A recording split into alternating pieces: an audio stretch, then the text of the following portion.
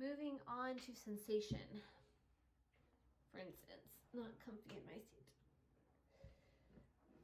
Sensory evaluation of tactile and temperature senses mediated by receptors and afferent neurons in the peripheral nervous system and central nervous system. Examples: touch. Can you feel me touching? Is this painful? Is it sharp? Is it dull? Are my fingers cold? Are my fingers hot? Temperature, vibration. Am I vibrating my fingers? Sensory evaluation. Why assess sensation? 1, to determine areas of sensory loss. For instance, maybe you can feel me on, but not. Following nerve damage, either peripheral or central nervous system. Before using modalities that could potentially cause harm, since we're learning about modalities, you always have to test for sensation and safety. All sensory neuron cell bodies are in the dorsal root ganglia. Not the ventral, the dorsal sensory.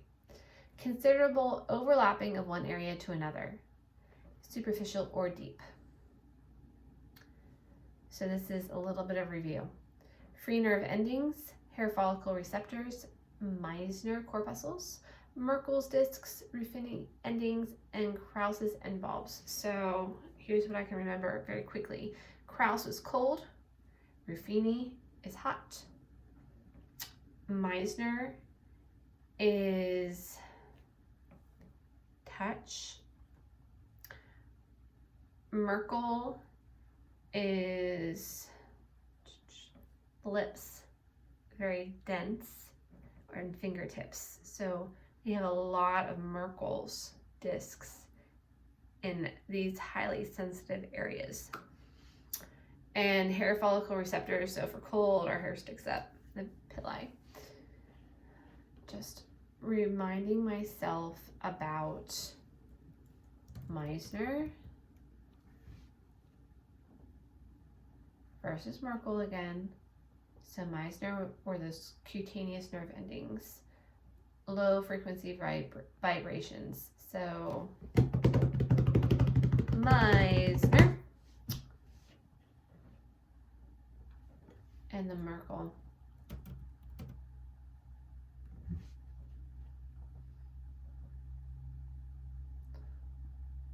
Slow to adapt, discriminative. So pinpoint. You know exactly where you're at. So you can put on your lipstick really well. Okay. Know your dermatomes.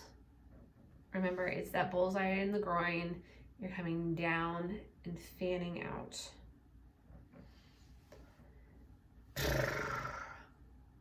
Testing touch. Use a piece of cotton or tissue. Ask the patient to say yes every time that they feel it, and make sure that they're okay with you testing for sensation. You'll want their eyes to be closed, so that's why you need their permission before you start touching them. So soles and palms need heavier stimulus. Hairy areas need less stimulus. Test on known innervated areas first. So if they have neuropathy in their foot and you know that, perhaps test their knee where they might not have any neuropathy, and then work your way down. Tonic stimulation. Some sensory receptors respond to tonic activity, Pacinian corpuscles, and those ones were the waves, specific waves, so you could feel that pressure going through tonic activity. Nociceptors, pain receptors, nerve fiber that fires in response to damaging or potentially damaging stimuli.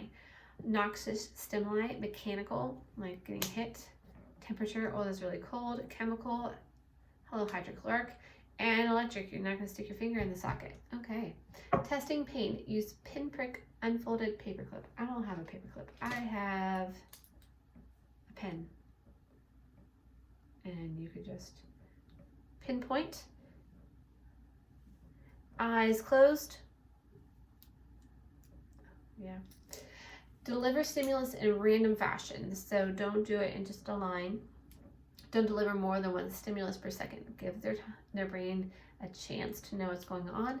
If you find decreased sensation, determine the boundaries of sensation. So for instance, with that knee, and you know that the foot has neuropathy, you would want to go distally towards the foot. And if you found out, hey, it ends at the medial malleolus, there is decreased sensation there, then you might also want to see, is there a decreased sensation at the lateral malleolus? What about the great toe? What about all the other toes? Is it everywhere? Temperature, warm fibers, increasing firing with increased temperature, fire for duration of stimulus.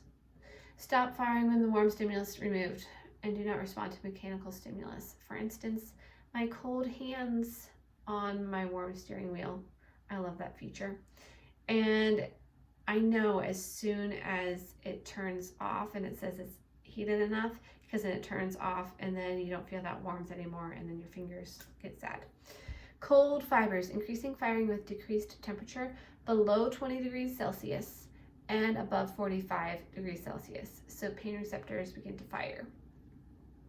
So, yay, English system, 20 degrees Celsius, it's not cold, but it's not warm either. Body temperature, let's make ourselves a little note. Body temperature in Celsius is 37 degrees Celsius. So then 20 degrees Celsius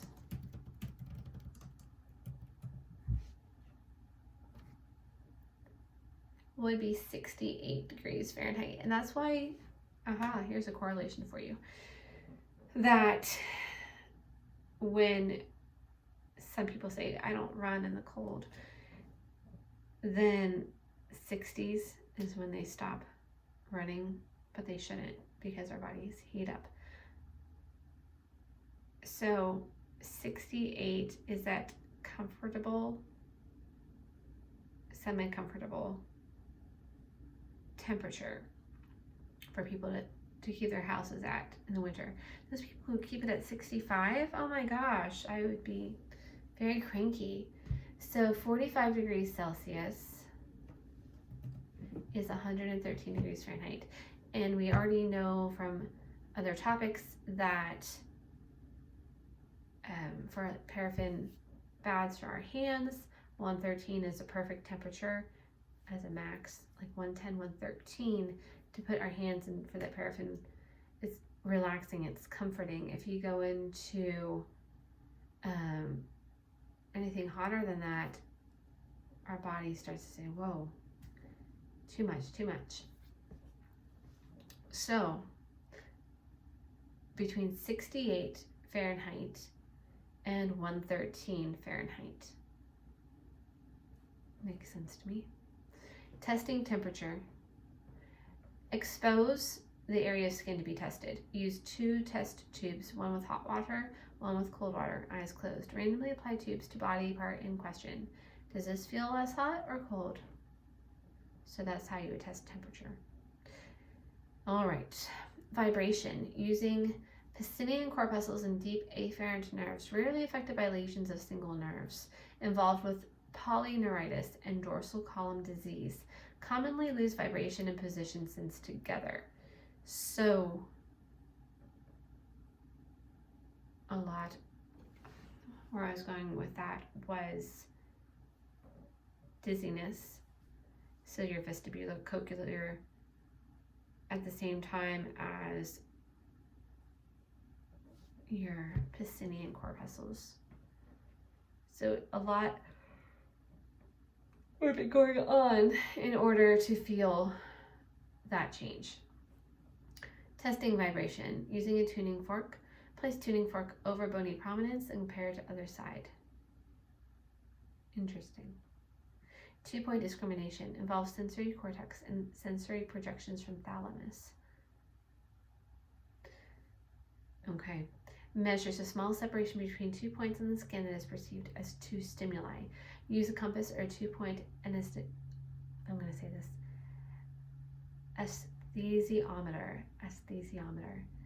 And we did this in lab, and it's interesting to know it comes from the thalamus. And your back is not, your skin on your back is not able to discern 2 points for a narrow, because there are not as many nerve endings. But even with my fingers together on my lip, you can still feel it as, now I'm going to try this out. I should probably use the same kind of pen. Okay.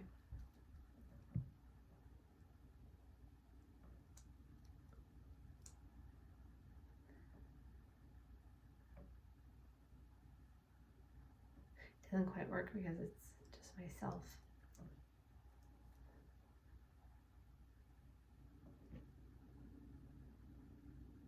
You can still feel 2. Eyes closed, apply 2 stimuli to skin. Ask if you feel 1 or 2 points.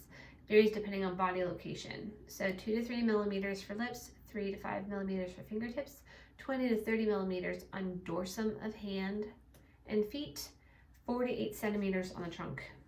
Interesting. Proprioceptors provide information on joint position and muscle tone. Muscle spindles, Golgi tendon organs. Free nerve endings, pain, touch, Pacinian corpuscles, deep pressure, like the Pacific Ocean. Deep tests, kinesthesia tests, detecting motion. Am I moving your arm? Position sense, is your wrist up or down? Other testing, stereognosis. What is stereognosis? I think is where something is in space, but stereognosis.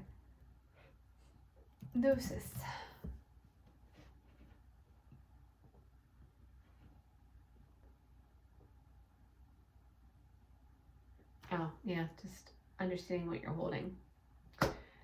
Baryognosis. Baryo, I think the weight of something. Baryo. Yeah, the weight of something. Graphesthesia. Graphesthesia.